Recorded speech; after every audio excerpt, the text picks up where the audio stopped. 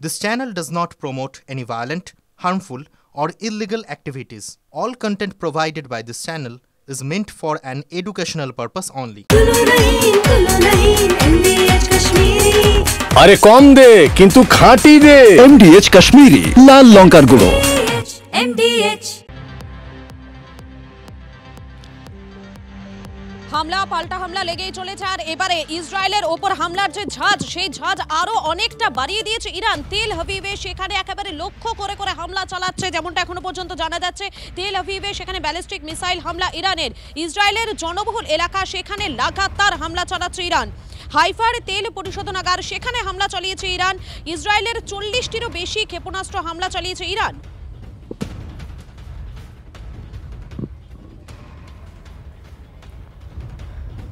এদিকে সময়ের সঙ্গে সঙ্গে হামলার গতি বাড়াচ্ছে ইরান ইসরায়েল দুই দেশই। ইরানের মিসাইল হামলায় কেঁপে উঠেছিল তেল আভিভ, জেরুজালেম, বেথলেহেমেও ব্যাপক ক্ষয়ক্ষতি। হাইফা রিশন প্রদেশেও ক্ষতিগ্রস্ত হয়েছে ইরানের হামলায়। অন্যদিকে ইসরায়েলের হামলায় ধূলিসাৎ একাধিক জায়গা, অর্থাৎ হামলা চলছে, পাল্টা হামলাও চলছে।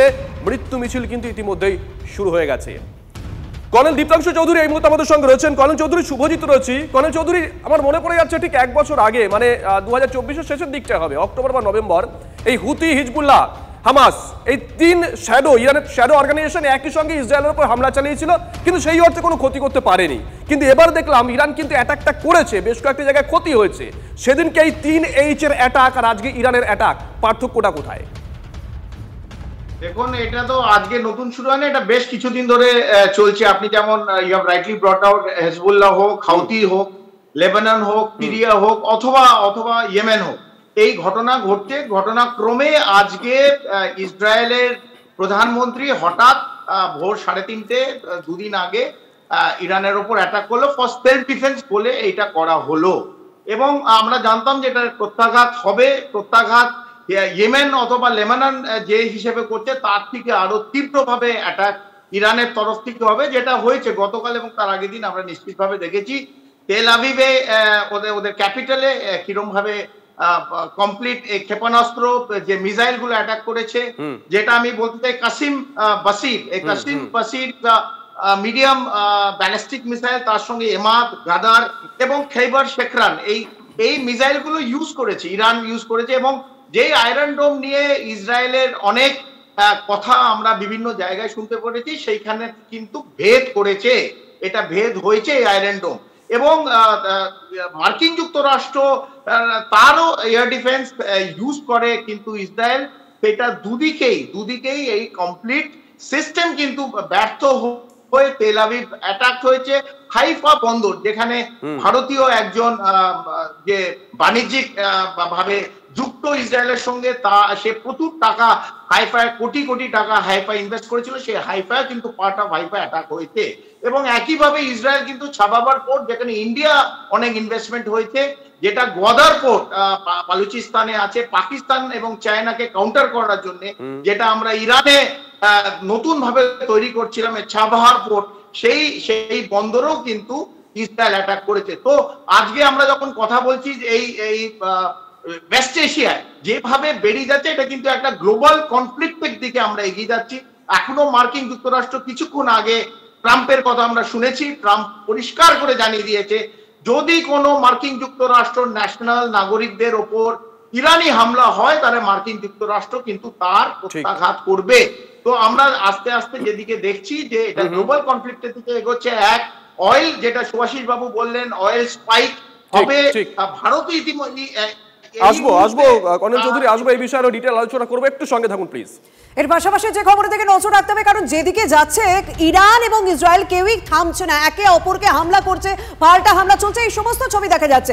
আমার সঙ্গে রয়েছেন আমার সহকর্মী সায়ন্ত। ইরান এবং ইসরায়েল যুদ্ধ করছে, তা অন্যান্য দেশগুলো তারা তাদের কড়া প্রতিক্রিয়া দিচ্ছে, কিন্তু পরমাণু যুদ্ধ এই তো চারটিখানি কথা নয়, সবাই তো আর চুপচাপ বসে দেখবে না। তাহলে এই দুই দেশের যুদ্ধের বা মধ্যপ্রাচ্যের যুদ্ধের ভবিষ্যৎটা কোন দিকে যেতে চলেছে? দেখো, মধ্যপ্রাচ্যের যুদ্ধ কোন পরিস্থিতিতে আরও ভয়াবহ উঠবে সেটা কিন্তু আর কয়েকটা দিন গেলে বোঝা যাবে। কিন্তু একটা বিষয় তোমার মাথায় রাখতে হবে, ওমানে আমেরিকার সঙ্গে এই পরমাণু চুক্তি নিয়ে যে আলোচনা হওয়ার কথা ছিল ইরানের, সেই আলোচনাকে এখন কোনো অর্থই নেই বলে বুঝিয়ে দিয়েছে ইরানের সুপ্রিমো লিডার খামেনি। এই অবস্থায় দাঁড়িয়ে কিন্তু পরমাণু যুদ্ধ আগামী দিন ভবিতব্য হয়ে উঠতে চলেছে এবং নিঃসন্দেহে সেটা কিন্তু গোটা বিশ্বের কাছে অত্যন্ত আতঙ্ক এবং উদ্বেগের জায়গা। কারণ ইসরায়েল বা ইরান, যদি ইরানের তরফে পরমাণু বিস্ফোরণ করা হয়, পরমাণু বোমা ফেলা হয়, তাহলে কিন্তু ইসরায়েল চুপ করে বসে থাকবে না। আর এই অবস্থায় দাঁড়িয়ে ইসরায়েল যে পরমাণু চুক্তি বা অন্যান্য ডক্ট্রিনগুলো রয়েছে সেগুলি যে আর কোনোভাবেই মানবে না, সেটা নিঃসন্দেহে মনে করছেন প্রতিরক্ষা বিশারদরা। আর এই অবস্থায় যদি পরমাণু বোমা ফেলা হয় তাহলে কিন্তু গোটা বিশ্বে কিন্তু তৃতীয় বিশ্বযুদ্ধের দামামা বেজে যাবে। দেখো, মধ্যপ্রাচ্যে যে মহাযুদ্ধ লেগেছে সেটা তৃতীয় বিশ্বযুদ্ধের অন্যতম অঙ্গ বলেই মনে করা হচ্ছে। আর সেখানে যদি পরমাণু ব্যবহার হয় তাহলে কিন্তু সেটা একটা স্বাভাবিকভাবে অন্য মাত্রা পাবে। সায়ন্ত, তুমি আমাদের সঙ্গে থাকো, বিশেষজ্ঞ সুভাষিস দা আমার সঙ্গে রয়েছেন। সুভাষিস দা, এই জায়গাটাই আমি ধরার চেষ্টা করবো।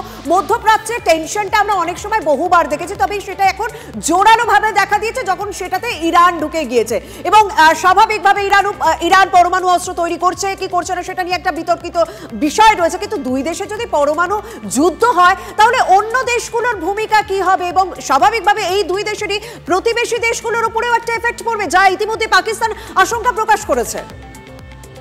ম্যাডাম, একটা কথা আমাদের সবার বুঝে নেওয়া দরকার, পরমাণু আক্রমণ বা পরমাণু কোন রকম ভাবে ইমপ্লিমেন্টেশন হচ্ছে মানেই কিন্তু সেটা অ্যাটম বোম নয়।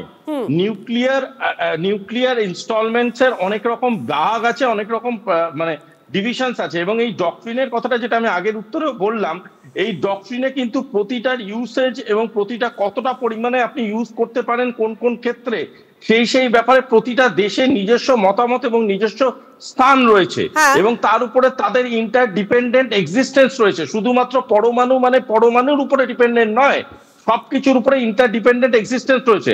একজন মাথা গরম করে পরমাণু বোমা ফেলে দিল, তারপরে তাদের দেশের আরো অনেক ক্ষতি হয়ে যেতে পারে। এই জায়গাটাতে আমি জানতে চাইবো যে স্বাভাবিকভাবে এত বড় মাত্রা আমরা নিয়ে আলোচনা করছি, একটা রুলস এন্ড রেগুলেশন আছে এবং তাদেরকে খালি নিজের দেশটার কথা ভাবলে চলবে না, তার একটা পাল্টা প্রত্যুত্তরের কথাও ভাবতে হবে এই বিষয়ের ক্ষেত্রে। সেই জায়গায় এখনো কি সেই জায়গা আশঙ্কার দিকটা রয়েছে, না এটা একটা কোথাও একটা ভয় ধরানো বা ভয়ের বিষয় নিয়ে আলোচনা করা চলছে? দেখুন, পরমাণু নিয়ে আলোচনা করতে ভালো লাগে, ইন্টারন্যাশনাল মার্কেটে সেই জন্য একটু বেশি চলছে। আমি তবুও আপনাকে বলছি, nuclear missiles are not atom bomb, কিন্তু তাদের অনেকটা পরিধি কম এবং কিন্তু তারা কিন্তু বৃহত্তর বা লং টার্ম ধরে মানুষের ক্ষতি করতে পারে, কিন্তু তার মানে সেটা কিন্তু অ্যাটম বোম নয়। এই ব্যালাস্টিক মিসাইলস এর অনেক রকম ধারণা ধ্যান আছে এবং সেইগুলো অ্যাপ্লাই করার একটা জায়গা এসছে। তার থেকে আরেকটু উপরে গিয়ে নিউক্লিয়ার মিসাইলস অ্যাপ্লাই হলেও হতে পারে, but if you are talking about conventional atomic explosion, no madam, আমি এই ব্যাপারে একদমই মনে হয় সেরকম কোনো পদক্ষেপ না ইরান নেবে না ইসরায়েল নেবে। একদম সঙ্গে থাকুন, this is my stand.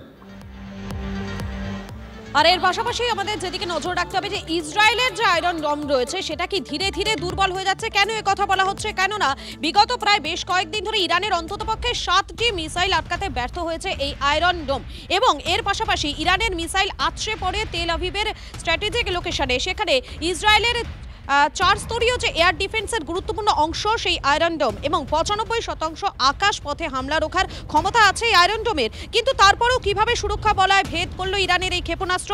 Hamas, Hezbollah, হুতির লাগাতার আক্রমণ ঠেকাতে গিয়ে বিপত্তি, দাবি প্রতিরক্ষা বিশেষজ্ঞদের। তবে দুর্বল হয়েছে ইসরায়েলের আকাশ সুরক্ষা, সেই ফাঁকেই হামলা চালিয়েছে ইরান। আয়রন ডোমের ব্যর্থতার পাশে উজ্জ্বল ভারতের সুদর্শন চক্র, রুশ এবং দেশীয় প্রযুক্তির মিশেলে দুর্ভেদ্য ভারতের এয়ার ডিফেন্স।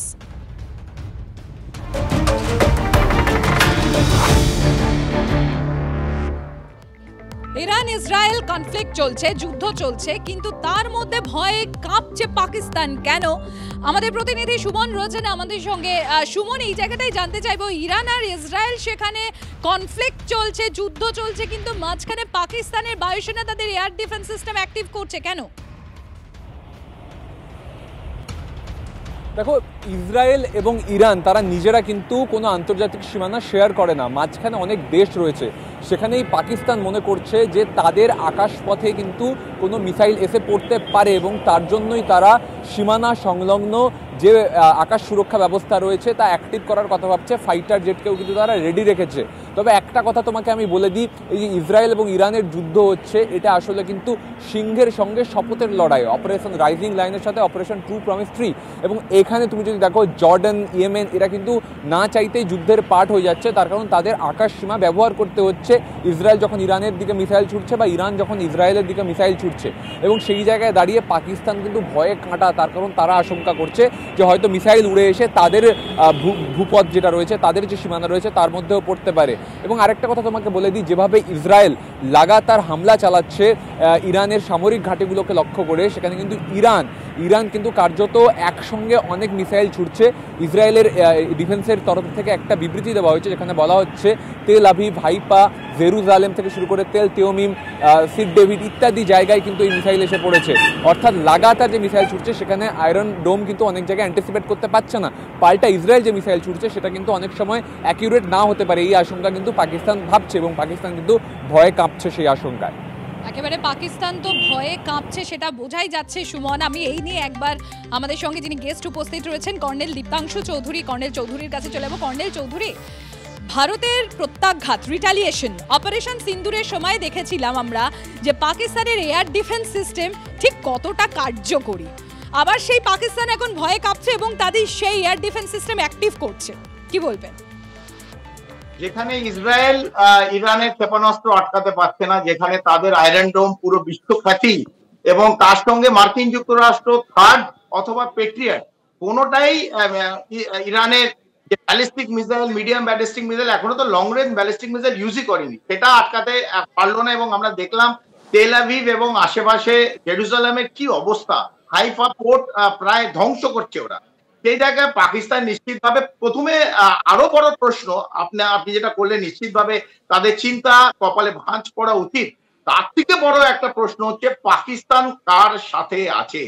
পাকিস্তান কি ওআইসি ইসলামিক কান্ট্রির পার্ট, তার ইরানকে হেল্প করছে, না পাকিস্তান ইসরায়েল এবং মার্কিন যুক্তরাষ্ট্রকে যে হিউম্যান ইন্টেলিজেন্স এবং স্যাটেলাইট ফটোগ্রাফি সেটা পাস করছে? আমাদের কাছে রিসোর্স সোর্সেস এবং আমরা যেটা জানতে পারছি, Pakistan is playing a double edge game. এটা খুবই ভয়ঙ্কর, কারণ তারা এই বালুচিস্তানের বর্ডারে তাদের huge amount of ISI already deployed, যেখান থেকে সোর্সেস ইনফরমেশন বলছে স্যাটেলাইট পিকচার্স এবং হিউম্যান ইন্টেলিজেন্স তারা ইসরায়েল এবং মার্কিন যুক্তরাষ্ট্র সিআইএ এর সঙ্গে শেয়ার করছে। তো পাকিস্তান কোন দিকে আছে? নিশ্চিতভাবে আপনি যেটা বললেন, তাদের কপালে ভাঁজ পড়া উচিত, কারণ ইতিমধ্যে অপারেশন সিঁদুরে দেখিয়ে দিয়েছে পাকিস্তানের air defence is just useless. যেখানে আমরা যেটা আমরা ভেবেছিলাম সেই জায়গা আমরা অ্যাটাক করেছি, সেটা টেরর ক্যাম্প হোক, অথবা তাদের এয়ারফোর্স বেস হোক, ওদের কমান্ড এন্ড কন্ট্রোল সেন্টার হোক, অথবা নূর খান বেস হোক, যেটা মার্কিন যুক্তরাষ্ট্র এখন অনেকটা আমরা জানতে পারছি মার্কিন যুক্তরাষ্ট্রের অ্যাসপেক্ট ওই নূর খান বেসে ছিল, যেটা ভারতবর্ষ গুঁড়িয়ে দিয়েছে। তো নিশ্চিতভাবে আপনি যেমন সঠিক জিজ্ঞেস করেছেন, পাকিস্তানের চিন্তা হওয়া উচিত, এবং পাকিস্তান আজকে কার সাথে আছে? কারণ পাকিস্তানের একটাই স্ট্যান্ড, বিশ্বাসঘাতক দেশ। Pakistan is a terrorist country, it is a terrorist স্থান, ইট ইজ নট পাকিস্তান। তো পাকিস্তানের চিন্তার ভাঁজ পড়া উচিত। কর্নেল দীপ্তাংশু, আপনি আমাদের সঙ্গে থাকুন। আর ঠিক এই অবস্থায় ফের ইরানকে হুঁশিয়ারি দিয়েছেন নেতানিয়াহু। ইরানের সিনিয়র নেতারা ভয়ে দেশ ছেড়ে পালাচ্ছেন, আত্মরক্ষার স্বার্থেই হামলা করেছে ইসরায়েল দাবি করেছেন নেতানিয়াহু। ইসরায়েলকে চাপে ফেলতে জঙ্গি সংগঠনগুলোকে পারমাণবিক অস্ত্র দিয়ে সাহায্যের ছক ছিল ইরানের, তোপ নেতানিয়াহুর। সুভাষিস বাবু, সম্প্রীতি এবং কর্নেল চৌধুরী যেখানে আলোচনাটা শেষ করলেন, সেখান থেকে আপনার কাছে একটা প্রশ্ন রাখতে চাইছি, যদি তথ্যগত ভুল না হয় সুভাষিস বাবু, 1980 থেকে 1988 ইরাক ইরান যুদ্ধ, তথ্যগত ভুল যদি না হয়, 80 থেকে 88 ইরাক ইরান যুদ্ধ, সেই সময় আমাদের প্রতিবেশী দুই দেশে দুটো প্রভাব পড়েছিল। রেমিটেন্স ফ্লো সেটা কমে গেছিল, বন্ধ হয়ে গেছিল বাংলাদেশে, পরিযায়ী শ্রমিকের সংখ্যা বেড়ে গেছিল, না খেতে পাওয়ার মতন অবস্থা হয়েছিল। আর পাকিস্তানে সেখানে শিয়া সুন্নি কনফ্লিক্ট হয়েছিল। এবার অবশ্য পরিস্থিতি একটু আলাদা, এই একটু আলাদার মধ্যে কি প্রভাব পড়তে পারে বাংলাদেশ পাকিস্তানে? দেখুন, বাংলাদেশ পাকিস্তানের এইবারে প্রভাবটা অনেক বেশি পড়তে পারে, কয়েক টাইমস বেশি পড়তে পারে। তার কারণটা হচ্ছে, বাংলাদেশের ক্ষেত্রে প্রথমে অল্প করে বলে দিই, বাংলাদেশের সব থেকে বড় প্রবলেমেটিক জোনটা হচ্ছে বাংলাদেশে at this point of time কোনো ইলেক্টেড গভর্নমেন্ট নেই। যেটা আছে সেটা একটা নমিনেটেড বডি, এবং তার লিমিটেশনস আছে ইন ডিসিশন মেকিং, তার লিমিটেশনস আছে ইন ডিপ্লোম্যাটিক ইমপ্লিমেন্টেশন। সুতরাং অনেক জিনিস তারা চাইলেও করতে পারবে না এবং তার ভোগতান কিন্তু একদম ডাইরেক্টলি বাংলাদেশের মানুষদের ভুগতে হবে। দ্বিতীয় জিনিস, পাকিস্তান যথারীতি যা অতিথি আপ্যায়ন আমাদের তরফ থেকে পেয়েছে, সেই অতিথি আপ্যায়নের পরে পাকিস্তানের রিকভারির যে টাইমটা দরকার ছিল সেই টাইমটা কিন্তু এখনো পাকিস্তান সেভাবে পায়নি। পাকিস্তান এখনো রিকভারি করতে পারেনি এবং পাকিস্তান উপরন্তু এটাও জানে যে পাকিস্তান যদি আবারও কোনো একটা এমন কাজে লিপ্ত হয়ে যায় যে কাজটা কোনোভাবে ভারতবর্ষকে টাচ করে, তাহলে কিন্তু এবারে বেধড়ক খাবে। এবার সেই দুটো ভয় তাদের মধ্যে কাজ করছে এবং তাদের কাছে রিজার্ভস নেই। এই দুটো দেশের কাছে প্রপার অ্যামাউন্ট অফ রিজার্ভস নেই এবং রিজার্ভস নেই, উপরন্তু কোনো ফ্রেন্ড বা অ্যালাই নেই যে তাদের পাশে দাঁড়াতে পারবে directly, because most of their allies are either directly or indirectly involved in the conflict. সুতরাং পাকিস্তানকে এখানে কিছুটা ভাবতে হবে তাদের নিজের অবস্থানের কথা এবং তাদেরকে বুঝতে হবে এই ডাবল এজেন্ট না খেলে they either have to take a stance or they have to submit themselves to the world. সঙ্গে থাকুন। এবার আমরা বরং সেদিকে নজর রাখি যে কোন দেশের কতটা সমর শক্তি রয়েছে। যুদ্ধ তো চলছে। ইসরায়েলের মোট এয়ারক্রাফট সংখ্যা যখন 612 তখন ইরানে 551। ইসরায়েলের ফাইটার জেটের সংখ্যা 241, ইরানের 186। স্পেশাল মিশন এয়ারক্রাফট ট্রেনার এয়ারক্রাফটের থেকেও ইরানের থেকে এগিয়ে ইসরায়েল। 146টি এরিয়াল ট্যাঙ্কার ইসরায়েলের হাতে, ইরানের হাতে 129টি রয়েছে। ইসরায়েলের অ্যাটাক হেলিকপ্টার 48, ইরানের মাত্র 13।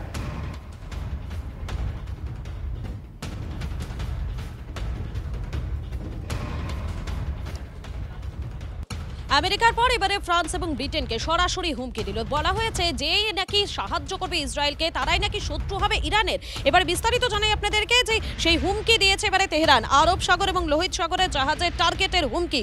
পশ্চিম এশিয়ার মার্কিন সেনা ঘাঁটিগুলিতে হামলার আশঙ্কা, যে কোনো সময় হামলা চালাতে পারে ইরান। ইরানের সংবাদ সংস্থা ফার্স নিউজকে এমনটাই জানিয়েছে ইরানের সেনাকর্তা।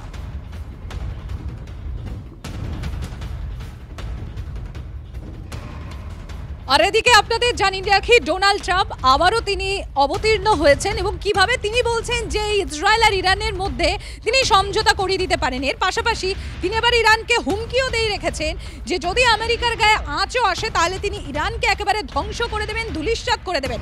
আপনাদের মনে থাকবে এই ইরানই কিন্তু ইসরায়েল যে ইরানের উপর হামলা করেছে তার পিছনে আমেরিকার ষড়যন্ত্র রয়েছে বলে, আমেরিকার সাপোর্ট রয়েছে বলে ইতিমধ্যেই সেই অভিযোগ তারা তুলেছে।